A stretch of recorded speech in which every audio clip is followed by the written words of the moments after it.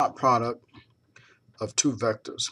Here we introduce the dot product, more formally the inner product of two vectors. We can talk about various applications of the dot product. The dot product helps us to determine whether or not vectors are perpendicular or orthogonal. We also can find the projection of a vector onto a space. Here we say this in a very elementary form, that the projection of a vector onto another vector, well, that vector that it's showing a shadow upon, is in a particular space, which we don't get into the spaces now. We will consider that in linear algebra. We can talk about the angle between the two adjacent vectors by using the cosine theta, and a very neat property that associates the cosine of an angle with the inner product, or the dot product. Here, the definition of the dot product is very straightforward, and probably you are familiar with this from years past. The dot product of two vectors u and v, here the two vectors are in the plane, and so we multiply the corresponding components. So this becomes u sub 1 times v sub 1 plus u sub 2 times v sub 2. If the vectors are in the space, it's the same idea. U sub 1 times v sub 1 plus u sub 2 times v sub 2 plus u sub 3 times v sub 3. And if the space is bigger than that, then you still work in that fashion. Understand that the dot product, the result of the dot product of two vectors is a scalar or number. So the dot product, the result of that, is not a vector. The angle between two adjacent vectors, u and v, let's call that angle theta. We can calculate using deviations from Cauchy, Auguste Cauchy, that the angle between the two vectors here, for some angle between 0 and pi, can be given in terms of cosine theta is the dot product of u and v divided by their respective norms, the product of their respective norms. Two vectors are said to be orthogonal or perpendicular if the dot product is equal to 0. And then lastly, the projection and component vectors, or the components of a vector. Here F is some force and some vector field. That force is said to be contributed by its vertical and horizontal thrust given by W sub 1 and W sub 2. See if we have an image of that. Here the force is said to be the resultant of U, which is a result of its horizontal thrust, W sub 1, and its vertical, W sub 2. Understand that U is no more than the resultant of W sub 1 plus W sub 2. So I take W sub 1 and I add to its head, the tail of W sub 2, and the result of that is where this angle has been projected. We can talk about the projection of U onto V, which has a very neat formula, which we'll look at and hopefully try to prove. So F, here, F is being represented by U, and so U is the result of W sub 1 plus W sub 2. This is vector addition.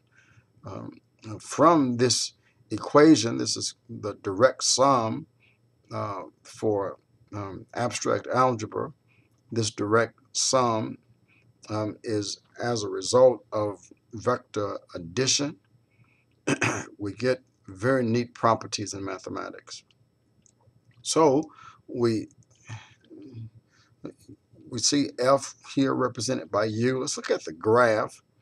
And so the projection of U onto V happens actually to be some number times W sub 1, or some number times V to give us W sub 1. We can calculate this by the formula that's given here in the theorem. It's called the projection theorem. The projection of u onto v is the dot product of u and v divided by the norm of v squared times v. I want to show you how we can get that, but in just a minute. W sub 2 is said to be the vector component of u orthogonal to v. So W sub 2, if W sub 1 is the projection of u onto v, right? So the image, the shadow of u on v is this W sub 1. And then the perpendicular vector in comparison to this projection is W sub 2. So W sub 2 is said to be the vector component of u orthogonal to v. W sub 2 is the vector component of u, right, which is orthogonal to v. The vector component of u orthogonal to v. Well, here is v. What's orthogonal perpendicular to v? It's going to be W sub 2.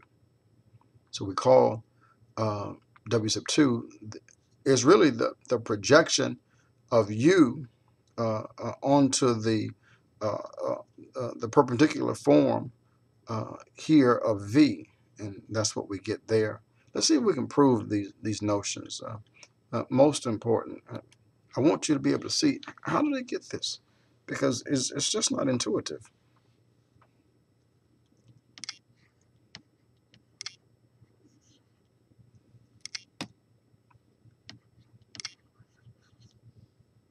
Prove here that the projection of u onto v is actually u dot v over the norm of v squared times v. Let's see if I can draw it out like this.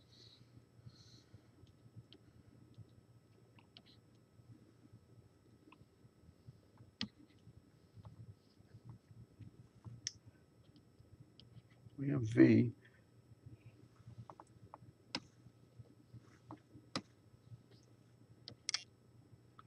V is this little part. And then we have W sub 1. Over here we have W sub 2. So to prove this, we say let u be the result of W sub 1 plus W sub 2 in vector addition.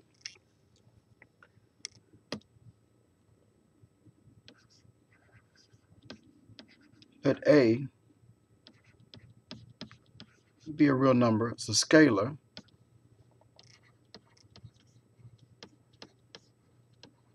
such that a times v is equal to W sub 1. There has to be some number times v to give us the elongation of v to be able to get W sub 1.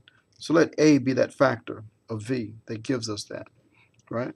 And in other circles, v is parallel to W sub 1. They differ by a scalar multiple. Now, if that be the case, then understand that here, W sub 1 is orthogonal to W sub 2. Do you see that?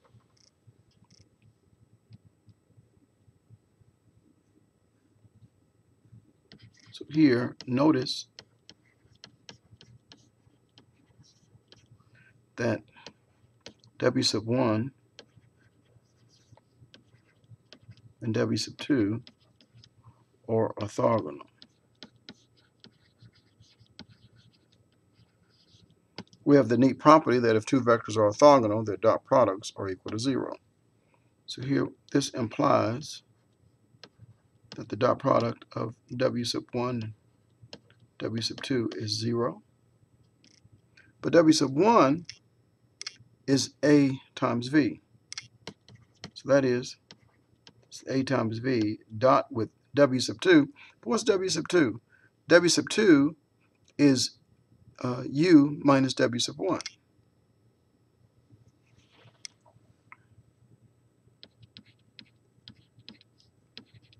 If U is equal to W sub 1 plus W sub 2,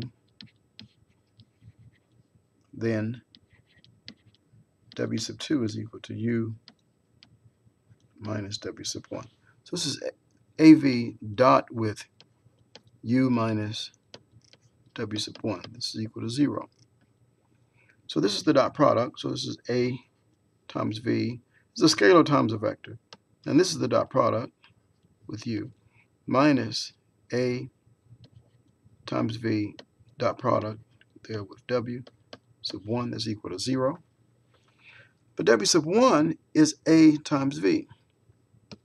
So that is, this is A times V, the dot product with U, minus A times V dot with here, W sub 1 is A times V.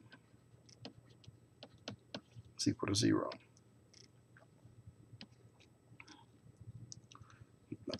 If I can go this way with that, so this is A times, here the neat property with the dot product of V dot product with U is that it's the same thing as U dot with V. We have that that symmetry going on there. And so, and another property with the dot product is that you can factor the scalar. This is A, it's not equal to. We'll get to that in just a moment. This is V, this is minus A squared, and then this is V dot V is equal to 0. You can divide through by an A. A is some scalar, some real number, hopefully not 0, right? So we'll restrict that. So A is not 0. So we have U dot V minus A times V dot V is equal to 0.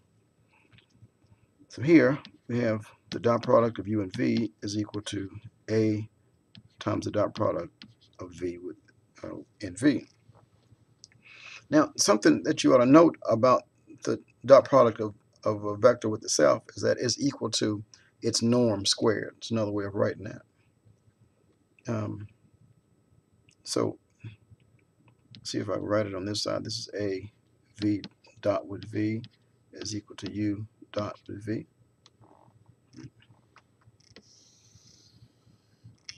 So if I come here, and so we have A is equal to the dot product of U and V divided by V dot with V. Understand that this is the same thing as here the norm of V squared. This is a scalar. This is a number, right? The A that you found is the A that multiplied to V will give you W sub 1. So what are you looking for? You're looking for A times V. So here, A times V is equal to the dot product of U and V all over the norm of V squared, and this is times V. And what is this? Look at A times V is equal to W sub 1. Isn't this the shadow of U onto V? You found the projection. This, my friends, is the projection of U onto V. That's the theorem, and you've proven it. Now here, remark so that you see everything.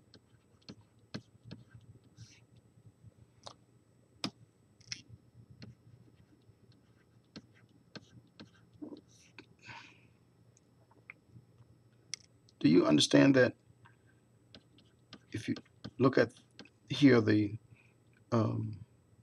norm of V, this is the square root of V sub 1 squared plus V sub 2 squared. We don't know what space we're in to say V sub 3 squared here for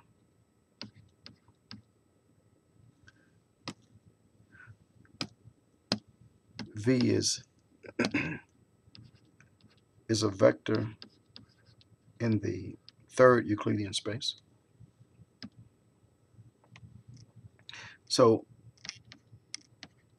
if you square this, then all you have is v sub 1 squared plus v sub 2 squared plus v sub 3 squared.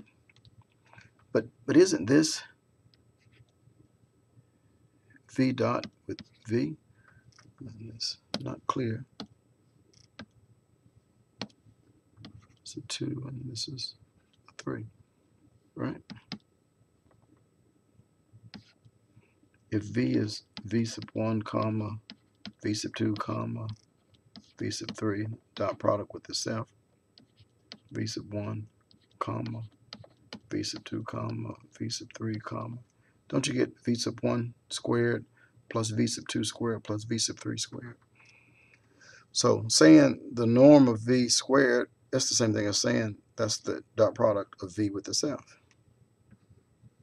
So that's how we can go from here to there. So I think in proving that, this particular result of that theorem should make more sense. Let's look at some problems. Part A. Just find the dot product of u and v. Well, they're given. So here, this is 3 times negative 1 plus 4 times 5. So we get negative 3 plus 20. Just get 17. Part B.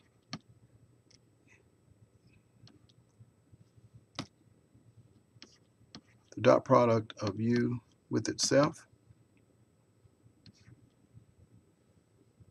So this is 3 comma 4 dot product 3 comma 4 with itself. So this gives us 9 plus 16. So we get 25. Part C, just told you that the dot product of the vector with itself is the same thing as that the norm of that vector to be squared. So here you still get 25. Part D is u dot v, and then here, which u dot v is a number, times the vector v. What u dot v we found to be 17 times the vector v, negative 1 comma 5. So this gives us negative 17 and 5, 8, 85.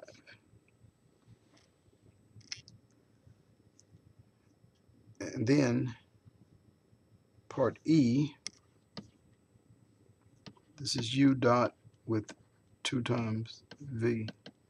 So the vector u is 3 comma 4 dot product with 2 times v. This is negative 2 comma 10.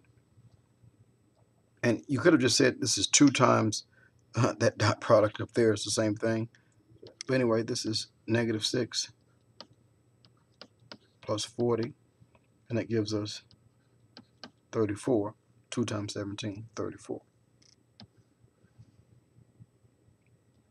Let's find the angle between two vectors. Here, one in radians, and then also, secondly, in degrees. So we are looking for this theta, whereby cosine theta is the dot product of u and v divided by the norm of u times the norm of v. So we need 3 things. We need the dot product. The dot product of u and v is 2 plus 1 minus 1. Just get 2. Then we need the norm of v, then the norm of u. So the norm of v is 4 plus 1 plus 1. So we get the square root of 6. And the norm of u is the square root of 1 plus 1 plus 1, or the square root of 3. So here we get 2 all over the square root of 6 times the square root of 3, which gives us 2 over 3 times the square root of 2, or 2 times the square root of 2 all over 3 times 2, or the square root of 2 all over 3. So now theta is equal to cosine inverse of the square root of 2 over 3. Now your calculator, you get 1.0799.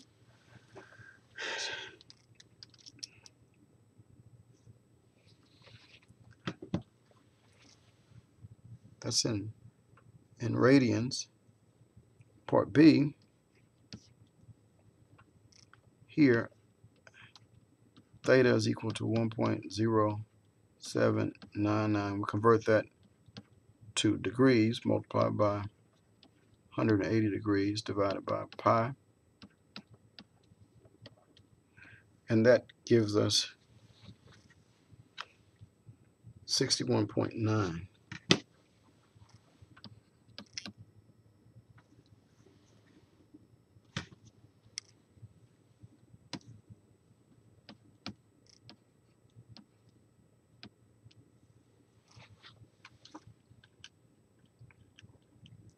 Determine whether U and V are orthogonal, parallel, or neither. They're orthogonal if their dot product is equal to 0. They're parallel if the vectors are scalar multiples of each other.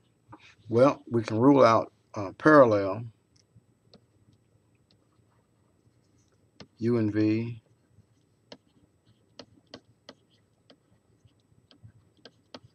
are not parallel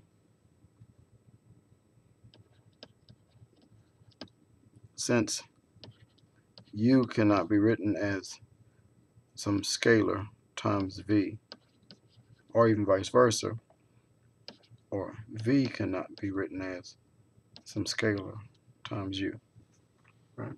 They do not differ by scalar multiple. That's the thing. You can't say just multiply this one number times U and I get V. It's impossible. Well, what about the dot product? U dot V. We understand that U is 0, 1, 6, and V is 1, -2, -1. So you take the dot products, we get 0, -2, -6. We get -8. That's not equal to 0. So if they were 0, they would be orthogonal. So U and V are not perpendicular or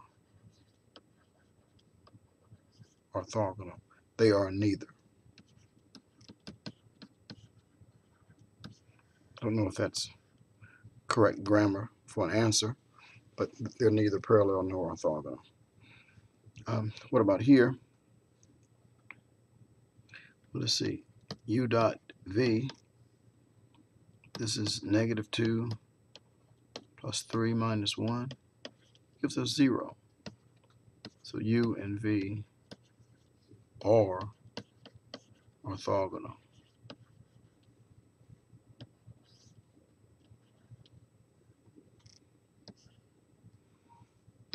And then, to use the projection theorem, find the projection of U onto V. So the projection of U onto V is the dot product of U and V divided by the norm of V squared times V. So we need three things. Well, a couple of things. We need the dot product of U and V. So U dot product with V is 0 plus 3 plus 3, and we get 6. What about the norm of U? Excuse me. This is the square root of 9 plus 9. I do not need the norm of U. I need the norm of V. It's the square root of -1 to be squared, which is 1, plus 1 squared, 1, and this 1 squared is 1. So we get the square root of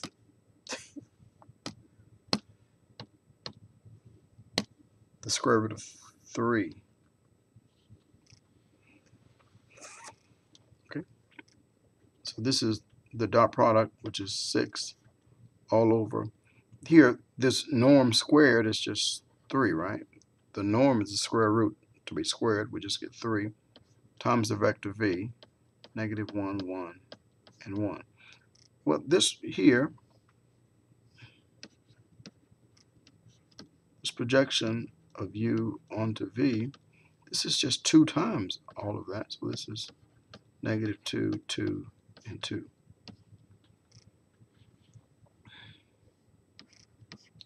Now part B is to find the vector complement of u orthogonal to v.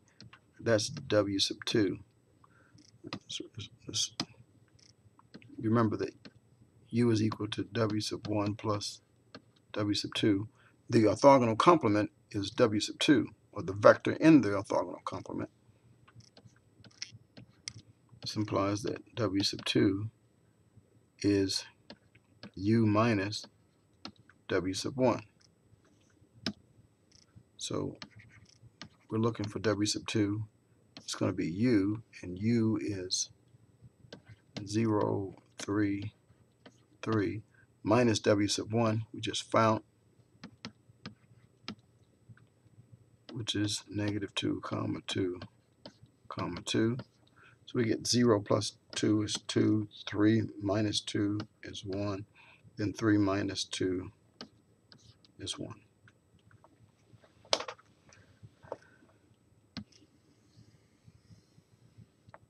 That's part A, and then this is part B.